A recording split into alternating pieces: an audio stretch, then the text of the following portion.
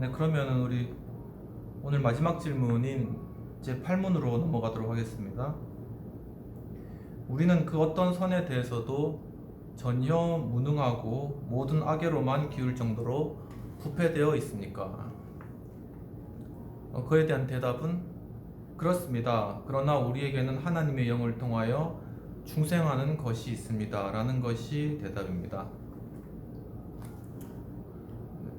네, 그러면 여기에 대한 다른 번역본으로 한번 또 읽어보도록 하겠습니다. 그렇다면 우리는 너무 부패하여 선이란 전혀 행할 수 없고 모든 악을 향해 기울일 뿐입니까? 네. 거기에 대한 좀 더 다른 번역으로는 그렇습니다. 우리가 하나님의 영으로 거듭나지 않는 한 그렇습니다. 라는 것이 대답이 되겠습니다. 제 8문에 대한 대답에 대한 성경적 근거로는 창세기 6장 5절 말씀이 되겠습니다. 여호와께서 사람의 죄악이 세상에 가득함과 그의 마음으로 생각하는 모든 계획이 항상 악할 뿐임을 보시고, 그리고 창세기 8장 21절의 말씀도 근거 구절이 되겠습니다. 여호와께서 그 향기를 받으시고 그 중심에 이르시되 내가 다시는 사람으로 말미암아 땅을 저주하지 아니하리니 이는 사람의 마음이 계획하는 바가 어려서부터 악함이라. 내가 전에 행한 것 같이 모든 생물을 다시 멸하지 아니하리라. 그리고 욥기 14장 4절의 말씀 또 근거 구절로 읽어보겠습니다. 누가 깨끗한 것을 더러운 것 가운데에서 낼 수 있으리까? 하나도 없나이다. 그리고 이사야 53장 6절 요 구절이 좀 인간의 죄악된 상태에 대해서 나타내는 그러한 좀 핵심적인 그러한 구절에 해당되겠습니다. 한번 읽어보겠습니다.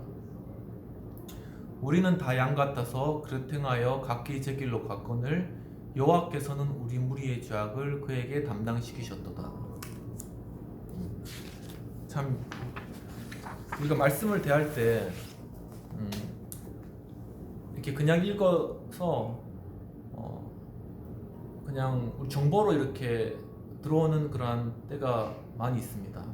저도 이렇게 습관적으로 또 성경을 읽기 때문에 말씀을 이렇게 읽어도 잘 이해도 안 되고 그렇구나 그 정도로 넘어가는 그런 경우도 참 많이 있습니다. 사실 한 구절 한 구절 중요한 구절인데 좀 너무 소홀히 했던 거에 대해서 저도 많이 좀 반성을 많이 해야 될 것 같습니다. 제가 20대 시절에 이제 그 이화여대 옆에 가면은 그 건물이 하나 있습니다. 그게 이제 그 이렇게 높이 솟은 건물인데 이제 다락방 전도협회라고, 그러니까 지금 그러니까 보통 이단이라고 말하는 다락방과는 좀 다른 건데 거기서 이제 선교단체 이제 모임을 주로 많이 가졌습니다. 근데 이제 거기서 이제 예배 드리고 찬양하고 성경 공부하고 그게 이제 제 일이었습니다. 학교 다니고 이제 주일날은 주로 이제 그렇게 이제 보내는 거죠. 또 선배들도 많이 있어가지고 이제 또 많은 또 조언도 듣기도 하고 서로 축구도 하고 이제 또 전도도 세브란스 병원 가서 전도도 하고 참 유익한 그러한 학창 시절을 잘 보낸 것 같습니다. 그래서 하루는 이제 가서 그 주일날 오후에 이제 모임을 가지고 있는데, 그런데 이제 모임 중에 이제 우연히 이제 쭉 이제 그 스케줄에 따라서 그래서 이제 말씀을 읽고 있었습니다. 말씀을 읽고 있었는데 이사야 부분에 이제 다다르게 되었습니다. 그 이사야 부분에 왔는데 그 이사야가 바로 어떤 한 인물이 아주 고난을 받고 그리고 고초를 받고 그렇지만은 또 어린 양같이 순하게 그런 것들을 모두 다 또한 받아들이고, 또 사람들은 그에 대해서 참 그것이 자기 죄 때문이다 그렇게 이제 정죄를 하고 아무도 그 사람이 왜 그런지를 설명해 주지 않지만은 그렇지만은 실상 알고 보면은 바로 우리의 모든 죄를 위해서 그러한 고난을 당하신 것이다 라고 이사야 선지자가 거기서 쓰고 있습니다. 이것이 이제 고난받는 종의 그러한 노래라고, 이제 아주 유명한 그러한 예수 그리스도의 그러한 모습에 대한 이사야의 예언에 해당되는 내용입니다. 그런데 평소에는 달리 그 순간에 그 말씀을 읽는 그 순간, 정말 그분이 바로 우리와 모든 죄를 위해서 바로 그 고난을 당하셨구나 하는 것이 그 순간 제 마음에 찾아오게 되었습니다. 그러면서 너무나 내 자신이 참 죄악돼 보이고, 그리고 반면에 그분은 너무나 큰 은혜로 또 큰 사랑으로 나를 대해 주셨구나, 그런 마음 가운데 들게 되었습니다. 그래서 이제 그런 감동과 또한 깨달음과 함께 정말 참을 수 없는 그러한 마음으로 그 자리에서 그냥 오열하면서 눈물을 흘렸던 그러한 기억이 있습니다. 참 이렇게 참 누군가가 나를 위해서 희생해줬다, 누군가가 나를 위해서 대신 고난을 받아줬다, 참 이러한 사랑이 참 우리의 삶 가운데도 정말 우리 마음과 또한 생각을 바꾸는 가장 중요한 것이 아닐까라는 그러한 생각을 하게 되었습니다. 바로 이러한 말씀을 성경에서 좀 전문적인 용어로는 레마의 말씀이라고 이야기합니다. 그러니까 우리가 지식과 정보로 받아들이는 것이 아니라 어느 순간 하나님의 말씀으로 내 마음 가운데 와 닿는 것이죠. 바로 그러한 정말 살아있는 그런 말씀 생활을 해야 되겠다, 그런 생각을 저도 참 많이 하게 되는 것 같습니다. 네, 오늘 제 8문에 관해서 이러한 질문이 사실 의도한 의도는 타락한 인간이라도 스스로 선을 행할 만한 능력이 있지 않는가 하는 것에 대한 물음에 대한 답을 생각해 본 것입니다. 즉, 인간이 타락 이전에 소유했던 능력이 타락 이후에도 그대로 능력을 가지고 있는 것은 아닌지, 아니면 소멸되었는지, 이런 부분들이 좀 궁금한 그런 부분들이고요.